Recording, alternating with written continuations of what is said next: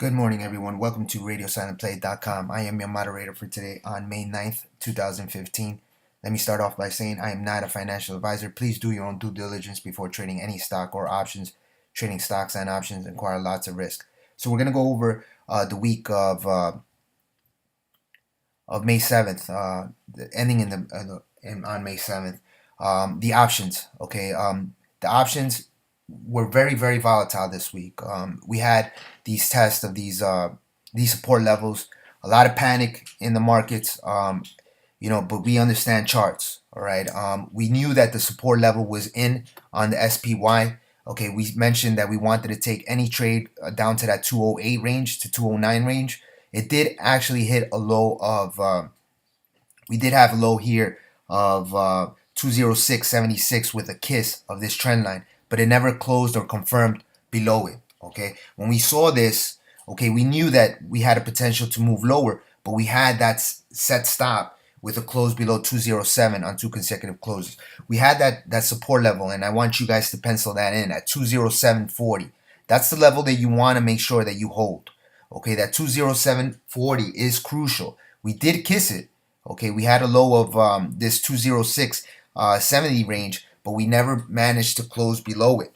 Okay, with that, we had a huge gap up, and we closed here at 211.62, which gave an opportunity for traders to make it just a beautiful trade on the SPY. We gave this target, entry here at 207, and we had a huge move here on the SPY up to 211. Okay, so we hit that 210.50 target and more.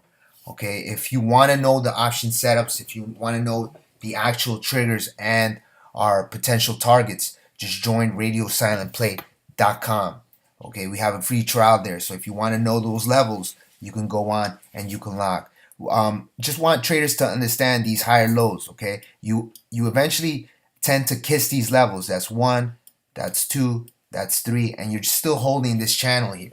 Okay, so I want traders to understand that you are holding that channel. That 207.40 is strong support. So until that breaks, okay, we're not falling in love with a downside market. Okay, you never fall in love. You just want to make sure that you pay attention to those lines of symmetry, and traders have to endure that pain when you see that dip.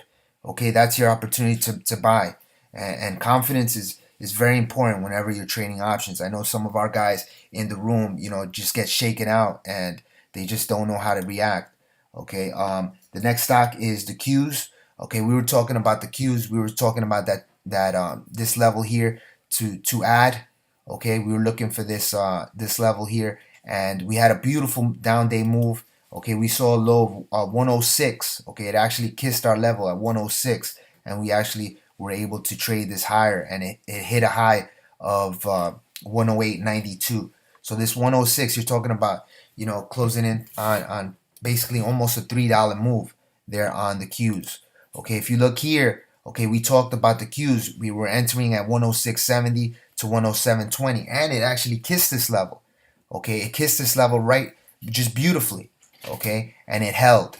Okay, on the Qs, what we want to make sure is we hold this 105, 106 level, 105.90 to 106 level. That's the level you want to hold on the Qs. You don't want to close below that level on 2 consecutive closes. Okay, into next week, I would not be surprised for this to test this upper trend line.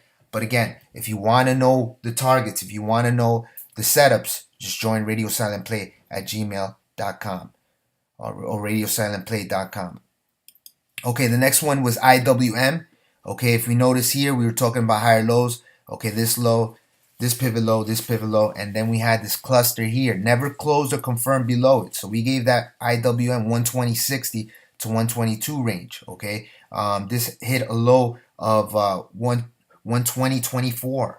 Okay, never closed or confirmed below it, and we had a nice trade up to that 123.20 level that some traders actually took in the pre-market last week. So this was just a great week, ending for the IWM, the Qs, and the SPY.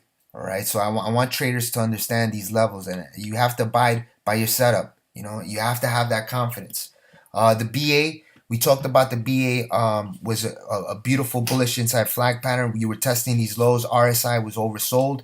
Okay, I talked about that 140 level, okay, that 142 level. I wanted this to hold, okay, and then it actually bounced and we had a high of that 145.94. So we had this test here, a little bit of a cluster. It caused a little bit of a panic, but like I said, if it was, threading this needle here, okay, you wanted to add near this range. And if you see here, we hit a high of 146. I would not be surprised for this to test this 149 level into next week, okay, because now it's holding this channel here.